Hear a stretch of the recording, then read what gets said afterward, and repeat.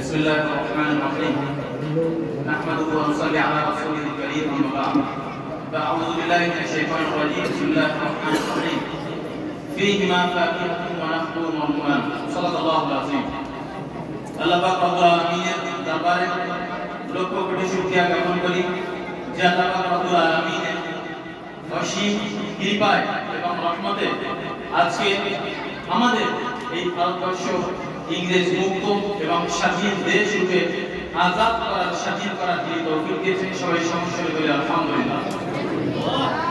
আজকে স্বাধীনতা দিবস উপলক্ষে কয়েকটি কথা আমার ছাত্র ভাইদের সামনে, সম্মানীয় কিছু মেহমান কেরাম আছেন তাদের সামনে আমি একজন নগণ্য ছাত্র হিসেবে ব্যক্ত করতে চাই।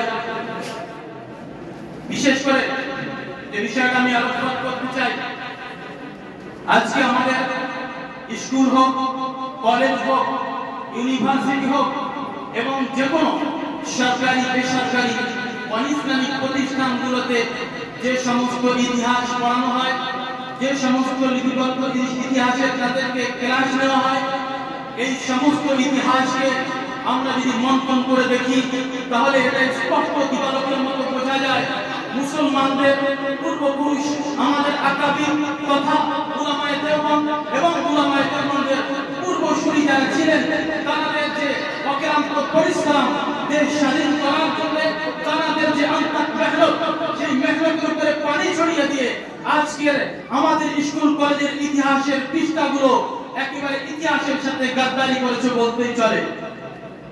এজন্য আজকে সংক্ষিপ্ত সময়ে আমি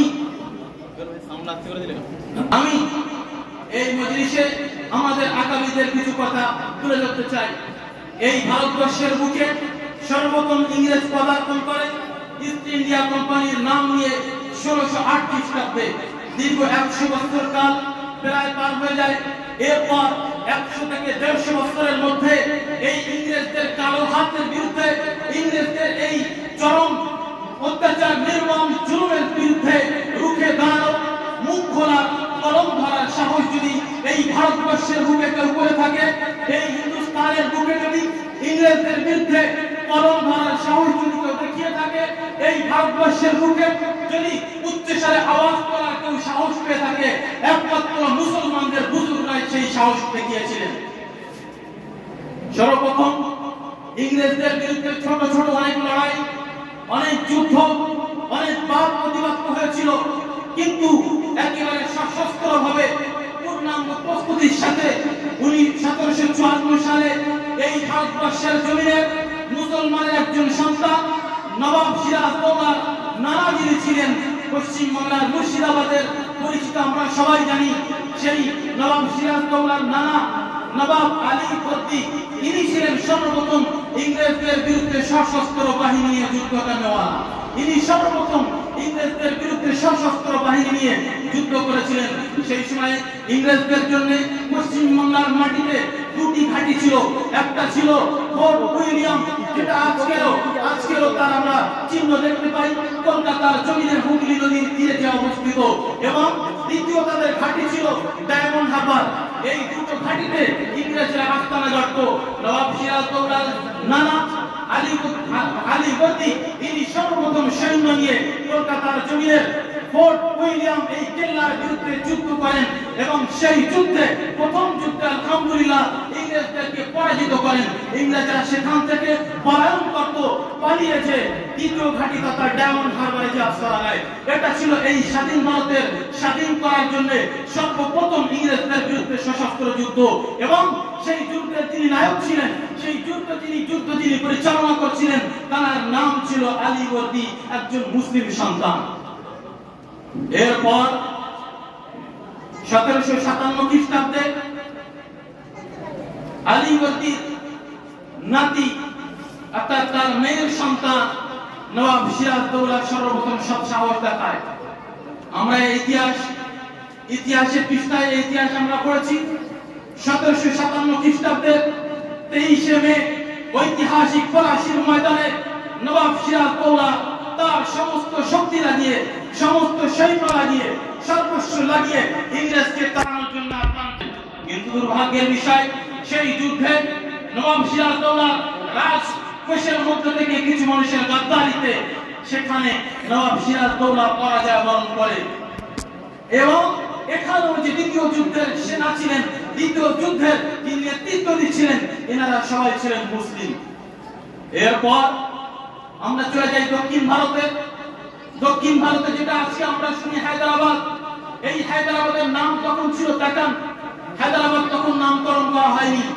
এই হায়দ্রাবাদের তখন ক্ষমতা ছিলেন হায়দার আলী এবং তার সন্তান ফাতাহ আলী, যিনি টিপু সুলতান নামে বিখ্যাত। দক্ষিণ ভারতে হায়দার আলী তার সন্তান টিপু সুলতানকে সঙ্গে নিয়ে ইংরেজদের বিরুদ্ধে চারবার লড়াই করেছেন। এই হায়দার আলীর সাথে টিপু 1982 সালে হায়দার আলী এবং টিপু সুলতান মিলে ইংরেজদের বিরুদ্ধে যখন লড়াই করেন, সেই লড়াইয়ে হায়দার আলী শহীদ হন। এরপর 1783 খ্রিস্টাব্দে ইংরেজদের বিরুদ্ধে সর্বপ্রথম সশস্ত্র বাহিনী নিয়ে যুদ্ধের সব সাহস দেখান টিপু সুলতান। কিন্তু দুঃখের বিষয়, আজকে আমাদের ইতিহাসের পৃষ্ঠাগুলো খুলে দেখলে টিপু সুলতানের নামে মাত্র কয়েকটা পৃষ্ঠা পাওয়া যায়। কিন্তু যদি তার ইতিহাসগুলো লিপিবদ্ধ করা হয়, তার সমস্ত ইতিহাসগুলো যদি কলমের কাঁচায় এনে লাগানো যায়, তাহলে বইয়ের পর বই লেখা হলেও শেষ হবে না। কিন্তু সেই ইতিহাসে টিপু সুলতানের মাত্র কয়েকটা পৃষ্ঠায় আমরা যথেষ্ট মনে করি। এরপর টিপু সুলতান যখন ইংরেজদের বিরুদ্ধে লড়াই করেন, লড়াই করার পর প্রথম যুদ্ধে টিপু সুলতান ইংরেজকে পরাজিত করেন। এরপর ইংরেজরা এই পরাজিত হওয়া, এই হার মেনে যাওয়া, এটা তারা সহ্য করতে পারেনি। আর এই হারের প্রতিশোধ নেওয়ার জন্য, বদলা নেওয়ার জন্য 1992 খ্রিস্টাব্দে 1992 সালে ইংরেজরা আরো বড় আকারের তৈরি পরিস্থিতি নিয়ে তারা টিপু সুলতানের বিরুদ্ধে আচানক হঠাৎ করে হামলা করে। টিপু সুলতান যেহেতু অপ্রস্তুত অবস্থা ছিলেন, এর ফলে এবং টিপু সুলতানেরও ওই রাজকোষের কিছু মানুষের মুনাফিকিতা গাদ্দারি হওয়ার কারণে, হিপোক্রেসির কারণে টিপু সুলতান ও ইংরেজ সেনাদের হাতে পরাজয় বরণ করেন। কিন্তু টিপু সুলতান তখন ক্ষান্ত হননি। এরপর পরাজয় বরণ করার পরে তারা নিজের সন্তানের মধ্যে থেকে 2জন সন্তানকে ইংরেজের কাছে জমানত রাখতে হয়। সেই জমানত 3 কোটি টাকা টিপু সুলতানকে দিতে হয় ইংরেজের কাছে জমানত হিসাবে, এবং নিজের সাম্রাজ্যের অর্ধেকটাও তাদের কাছে ছাড়তে হয়। তাই বলে টিপু সুলতান ভয় পেয়ে যাননি, পিছিয়ে আসেননি। তিনি চেষ্টা করেছিলেন সারা ভারতবর্ষের বুকে যত নবাব রয়েছেন, যত রাজা রয়েছেন, যত বাদশা ছিলেন, প্রত্যেকের কাছে তিনি চিঠি পাঠিয়েছেন, পপ পাঠিয়েছেন, দূত পাঠিয়েছেন, পাঠিয়ে এটাই চেষ্টা করেছেন কোনোভাবে যদি তাদেরকে উদ্বুদ্ধ করে ইংরেজদের বিরুদ্ধে লড়াই আমরা সফল হতে পারি। কিন্তু দুর্ভাগ্যের বিষয়, ইংরেজরা সেই সময় দক্ষিণ ভারতের কিছু রাজাকে টাকা দিয়ে, পয়সা দিয়ে, ধনদৌলতের লোভ দেখিয়ে সেই রাজাগুলোকে কিনে নিয়ে টিপু সুলতানের বিরুদ্ধে বড়সড় আকারে লড়াই করে টিপু সুলতানকে শাহাদাত বরণ করিয়ে দেন। আমার প্রিয় সুধী, ইতিহাস এখানেই শেষ নয়। 1792 খ্রিস্টাব্দে 1792 সালে যখন টিপু সুলতান শাহাদাত বরণ করেছিলেন, ওনার একটা কথা আল্লামা সাইয়্যিদ আবুল হাসান আলী নদভী নকল করেছিলেন। টিপু সুলতানের তখন জুমলা ছিল, এই বলেছিলেন তখন ইংরেজের সাথে শাহাদাত বরণ করার আগে বলেছিলেন, কিডার কে 100 সালা জিंदगी से शेर की एक दिन की जिंदगी बेहतर।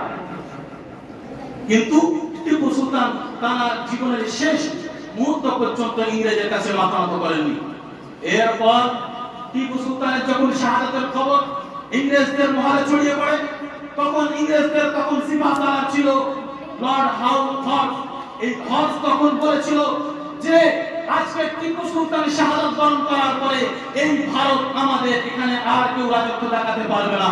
সুতরাং এই কথার দ্বারা স্পষ্ট হয় টিপু সুলতান কত বড় সড় আকারে ইংরেজ তাড়ানোর তৈরি করেছিল, প্রস্তুতি নিয়েছিলেন, যার ফলে টিপু সুলতানের শাহাদাতে খুশি হয়ে তারা বলেছিল, আনন্দে উল্লাসিত হয়ে বলেছিল টিপু সুলতান মৃত্যুবরণ করেছে। এরপর ভারত আমাদের শাসন আমলে, আমাদের শাসন, আমাদের কর্তৃত্বে, আমাদের রাজত্বে আর কোনো আসতে বাধা নেই। এরপর এই 1792 খ্রিস্টাব্দে টিপু সুলতানের শাহাদাতের পরে এই আন্দোলন থেমে থাকেনি। পরম্পরায় একের পর এক উলামায়ে কেরাম তাহরিকে আজাদি তথা ভারত স্বাধীনতার এই আন্দোলনকে চালিয়ে গিয়েছিলেন।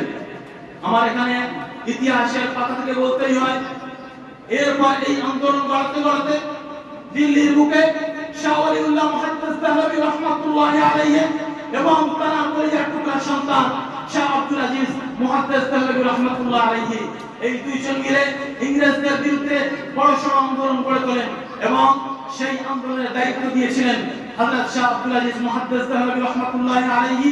উনি ইংরেজদের বিরুদ্ধে বড়সড় আন্দোলন করার জন্য প্রস্তুতি নেওয়ার জন্য সেই জামানায় উনি ফতোয়া দিয়েছিলেন হিন্দুস্তান যে তখন দারুল হার্ব হয়ে গিয়েছে, সুতরাং হিন্দুস্তানের প্রতিটা মানুষের জন্য, প্রতিটা কৃষকের জন্য, প্রতিটা মজদুরের জন্য, প্রত্যেকের জন্য হিন্দুস্তান থেকে ইংরেজকে তাড়ানো ফরজে আইন হয়ে গেছে। এই ফতোয়ার পরে শাহ আব্দুল আজিজ মুহাদ্দিস দেহলভী রাহমাতুল্লাহি আলাইহি, সৈয়দ আহমদ শহীদ রাহমাতুল্লাহি আলাইহি এবং শাহ ইসমাইল শহীদ রাহমাতুল্লাহি আলাইহি এই দুইজনকে দায়িত্ব দেন ইংরেজদের বিরুদ্ধে আন্দোলনকে আগে বাড়ানোর জন্য। একটা কথা এখানে বলতে চাই, সেদিন সর্বপ্রথম ভারতবর্ষে যদি দেশ জুড়ে বড় কোনো আন্দোলনের সূচনা হয়ে থাকে তার মূলে ছিল শাহ আব্দুল আজিজ মুহাদ্দিস দেহলভী রাহমাতুল্লাহি আলাইহির লিখিত সেই ফতোয়া। সুতরাং সেদিন যদি শাহ আব্দুল আজিজ মুহাদ্দিস দেহলভী একটা ছোট্ট দরজায় মাদ্রাসার কোণে বসে যদি এই ফতোয়া না দিতেন তাহলে লাখ লাখ মুসলিম ইংরেজদের তাড়ানোর এই আন্দোলনের শরীক হতে উদ্বুদ্ধ হতো না। আজকে আমি নির্দ্বিধায় বলতে পারি, যদি নরেন্দ্র মোদী ক্ষমতায় বসে থাকে তার পিছনে সামান্য যদি কৃতিত্ব থেকে থাকে শাহ আব্দুল আজিজ মুহাদ্দিস দেহলভীর লেখা ফতোয়ার কৃতিত্ব আছে। আজকে যদি মমতা ব্যানার্জি আর যদি অভিষেক ব্যানার্জি দেশের ক্ষমতায় এসে থাকেন এই ইতিহাসের পিছনে শাহ আব্দুল আজিজ মুহাদ্দিস দেহলভীর লিখিত কয়েক পৃষ্ঠার অবদান অবশ্যই আছে বলে স্বীকার করতে হবে। না হলে হয়তো আজকেও দেখা যেত মমতা ব্যানার্জি আর অভিষেক ব্যানার্জি, নরেন্দ্র মোদী আর অমিত শাহ কোন নীল বাগানে নীল চাষ করতেন না, ক্ষমতায় বসতে পারতেন না। এরপর শাহ আব্দুল আজিজ মুহাদ্দিস দেহলভীর ইন্তেকালের পরে এই আন্দোলন চলতে থাকে। 1857 খ্রিস্টাব্দে শাহ আব্দুল আজিজ মুহাদ্দিস দেহলভীর ছাত্রেরা তারা মিলে একটি সংগঠন তথা একটি জামাত গঠন করেন। সেই জামাতের সরবরাহ ছিলেন হাজী আমদাদুল্লাহ মুহাজির মক্কি, হযরত মাওলানা রশিদ আহমদ গঙ্গোই, মাওলানা কাসিম নানুতুবি, মাওলানা ফজলে হক খায়রাবাদী। আমি বলতেই থাকি মাওলানা ফজলে হক খায়রাবাদী সেই ব্যক্তিত্ব যখন এই ফতোয়া দিয়েছিলেন ইংরেজদের বিরুদ্ধে জিহাদ করা মুসলমানের জন্য ফরজ, এই ফতোয়ার কারণে মাওলানা ফজলে হক খায়রাবাদীর বিরুদ্ধে গ্রেফতারির অর্ডার হলো। মাওলানা ফজলে হক খায়রাবাদীকে যখন আদালতে পেশ করা হলো তার বিরুদ্ধে মিথ্যে সাক্ষীকে অপর পাশে যখন দাঁড় করানো হলো, মিথ্যে সাক্ষী মাওলানা ফজলে হক খায়রাবাদীর ওই মুবারক চেহারা দেখে, ওনার চেহারা দেখে মিথ্যা সাক্ষী যে দিতে যে ব্যক্তিটি আদালতে উপস্থিত হয়েছিল তার জবান বন্ধ হয়ে গেল। সে তার পা কাঁপতে লাগলো, বলতে লাগলো আমি তো এই ব্যক্তিকে চিনি না। মাওলানা ফজলে হক খায়রাবাদী বললেন আমাকে অবশ্যই চেনেন, আমাকে জানেন এই ব্যক্তি, কিন্তু আজকে দুর্ভাগ্যের বিষয় হলো মিথ্যা সাক্ষী দিতে এসে আমার বিরুদ্ধে এখানে সাক্ষ্য প্রদান করতে এসে তার মুখটা বন্ধ হয়ে গেছে। আমি ইংরেজের আদালতে দাঁড়িয়ে আবারও আমার ফতোয়া আমি গোপন করতে চাই না, দায়িত্বহীন কণ্ঠে আমি এই ঘোষণা দিতে চাই কালকেও যে ফতোয়া আমার ছিল ইংরেজকে তাড়ানো, ভারত থেকে আমরা জরুরি মনে করি, আজকে ইংরেজের আদালতে দাঁড়িয়েও এই ফতোয়া আবার আমি দ্বিতীয়বার পুনরাবৃত্তি করছি, ইংরেজকে তাড়ানো আমাদের জন্য জরুরি। এই ছিলেন মাওলানা ফজলে হক খায়রাবাদী। এরপর মাওলানা রহমাতুল্লাহ গান্ধী, মাওলানা হাফেজ জামিল শহীদ, মাওলানা জাফর খান শহীদ এনারা মিলে 1857 সালে দ্বিতীয়বার আবার এই আজাদি তাহরিককে, এই স্বাধীনতা আন্দোলনকে পুনরায় আবার জাগ্রত করেন। আমি এতে বলে রাখি যে দারুল দেওবন্দ প্রতিষ্ঠিত হয়েছিল 1866 খ্রিস্টাব্দে। 1866 দারুল প্রতিষ্ঠার মূল কারণই ছিল এই ভারতবর্ষের জমিনে এমন মুসলমান সন্তান তৈরি হবে যারা দেওবন্দ মাদ্রাসা থেকে দ্বীন শিক্ষা করবে, তাদের চরিত্র হবে দ্বীনি এবং তাদের ভিতরে থাকবে ইংরেজদের বিদ্বেষ এবং ইংরেজদের ঘৃণা। এটাই ছিল দেওবন্দ মাদ্রাসার প্রতিষ্ঠার লক্ষ্য। এজন্য একটা প্রশ্নের উত্তর আমি বলি, আজকে অনেকে টান দেন, অনেকে এই কথা বলে থাকেন মাওলানারা কেন ইংরেজি পড়ে না, মাওলানারা কেন সাধারণ শিক্ষিত হয় না। এর জবাবে বলবো ইংরেজদের বিরুদ্ধে আমাদের উলামায়ে কেরামরা এত পরিমাণ ঘৃণা করতেন, ইংরেজদের সাথে যদি কখনো দেখা করতে হতো, হাত মেলাতে হতো, ওই হাতটাকে সঙ্গে সঙ্গে আমাদের উলামারা সাবান দিয়ে ধুয়ে ফেলতেন, এতটাই ঘৃণা তারা জন্ম করতেন।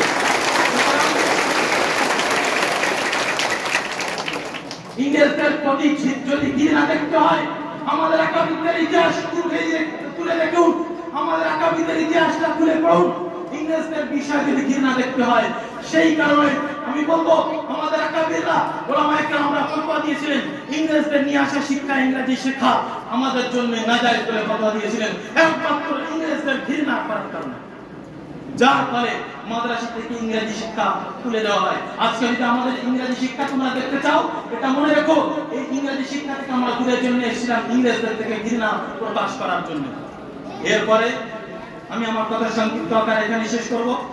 শেষ এতটুকুই বলবো যে যারা আজকে 56 ইঞ্চি সিনা দিয়ে 56 ইঞ্চি সিনা দিয়ে দিল্লির মসনদে বসে আমাদের দেশপ্রেমের উপরে সন্দেহ করে, তাদেরকে বলবো, বাবাজি, যখন আমাদের আকাবিররা কালাপানির জেলে বসে শাস্তি সহ্য করছিলেন, আপনার 56 ইঞ্চি সিনার তখন পূর্বপুরুষরা 56 বার চিঠি লিখে ইংরেজের কাছে মাফিনামা চেয়েছে। সুতরাং মুসলমানদের ইতিহাস বাদ দিয়ে ভারতের ইতিহাস কখনো সম্পন্ন হতে পারে না। আমি সংক্ষিপ্তভাবে এলোমেলোভাবে কিছু কথা আপনাদের সামনে রাখলাম। আল্লাহ পাক রব্বুল আলামিন আমাদের সকলকে আমাদের পূর্বপুরুষদের ইতিহাস জানা এবং তাদের পদাঙ্ক অনুসরণ করে চলার তৌফিক দান করুন। ওয়া আখিরু দাওয়ানা আলহামদুলিল্লাহি রাব্বিল আলামিন।